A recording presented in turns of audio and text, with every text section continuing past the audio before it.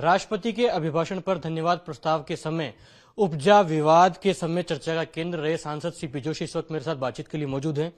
CP Joshi साहब, धन्यवाद प्रस्ताव के दौरान आप बात अपनी रख रहे थे। आखिरकार कैसे तुष्टीकरण का जिक्र हुआ और विपक्षी सांसद क्यों नाराज हुए आज और वेल में हंगामा किया उन्होंने? देखिए, मैंने लोगों को अंतर बताया कि 2014 से पहले क्या था और 2014 के बाद क्या था। कैसे 60 साल में जो लोग काम नहीं कर पाए वो मोदी जी की सरकार ने 8 वर्ष में करके दिखाया और संकल्प लिया कि अमृत काल में, इस आज़ादी के अमृत काल में हम भारत जब 100 वर्ष पूरे करें तब भारत विश्व विजेता बनो, विश्व गुरु बने। और ऐसे ही जो गुलामी के प्रतीक चिन्ह हटाए कुछ देश भर में थे, जैसे मुगल गार्डन का नाम परिवर्तित किया, राजपथ से कर्तव्य पथ बनाया। ऐसे ही चित्तौड़गढ़ के दुर्ग पर जो मीरा, पन्ना और पद्मावती का गौरवशाली इतिहास जहां से जुड़ा है, वहां एक पुराना इतिहास लिखा था कि रानी पद्मावती को अलाउद्दीन खिलजी को कांच के आईने में दिखाया था।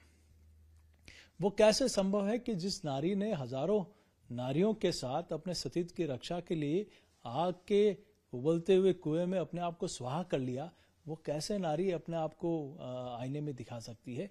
तो उस इतिहास के, गलत इतिहास के पन्नों को भी हटाकर हमारा गौरवशाली इतिहास अंकित किया। तो इस बात पर चूंकि हिंदी ट्रांसलेशन और इंग्लिश में उनको कई चीजें ध्यान में नहीं आई होगी, तो उन्होंने कहा कि आप सती प्रथा का, चूंकि उनको तकलीफ किसी और की थी, उनको राम मंदिर, धारा 370 और कई चीजों के हटने की थी, उनको मोदी जी की तारीफ पसंद नहीं थी, इसलिए उन लोगों ने कोई इश्यू बनाना था, सदन को बाधित करना था।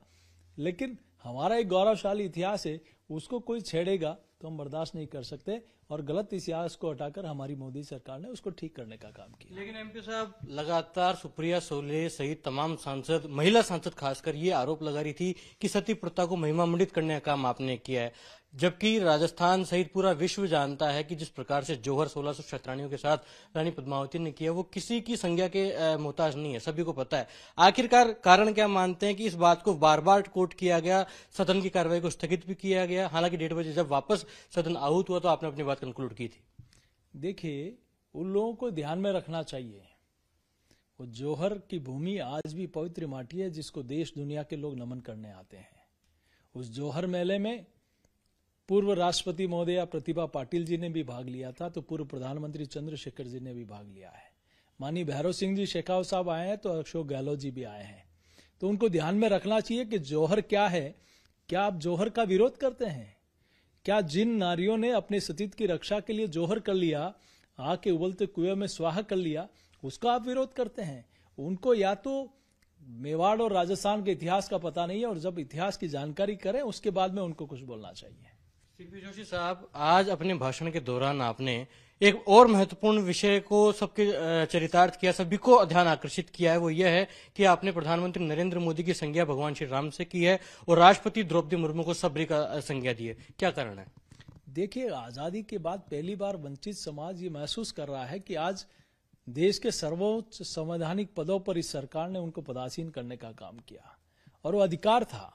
और मानी, जैसे मैंने त्रेता युग का एक उदाहरण दिया कि जैसे माता सबरी ने प्रभु श्री राम के स्वागत के लिए पलक पावड़े बिछाए तो उनके इंतजार कर रही थी, वैसे ही आदरणीय नरेंद्र मोदी जी, आदरणीय द्रौपदी मुर्मू जी का जब संयुक्त सत्र था तब उनके स्वागत के लिए आतुर थे। तो इस प्रकार का एक बेहम दृश्य हम लोगों ने देखा है कि किस प्रकार से माननीय प्रधानमंत्री जी समाज के हर वर्ग के लिए चिंता करते हैं और हर वर्ग के उत्थान की बात करते हैं। इस साल के अंत में राजस्थान में विधानसभा का चुनाव होना है। मुख्यमंत्री अशोक गहलोत 10 तारीख को बजट पेश करने जा रहे हैं, काफी बेहतर बजट उसको करार दे रहे हैं। उससे पहले आज अपने भाषण के दौरान आज उन पर भी आप जमकर बरसे हैं, क्या कारण है? देखिए, गहलोत साहब, अभी इस बजट में आदरणीय वित्त मंत्री महोदया ने 61,552 करोड़ रुपया खाली टैक्स का राजस्थान को दिया है। अन्य योजनाओं का पैसा, जो ग्रांट का पैसा राजस्थान को जाने वाला है, वो अलग है। राजस्थान की सरकार सिर्फ और सिर्फ केंद्र की योजनाओं का अपना श्रेय लेना चाहती है।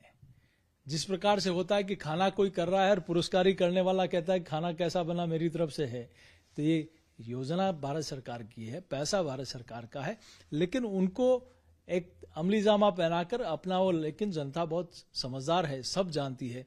और आप पिछले कार्यकाल में भी आपने चौथे वर्ष में जो चुनावी बजट दिया था, खूब आपने रेवड़ियां बांटी थी, तो भी जनता ने आपको आईना दिखा दिया। और इस चुनाव में आपने तुष्टिकरण भी किया है, तो उसके लिए आप तैयार हो जाइए, जनता आपके लिए तैयार है।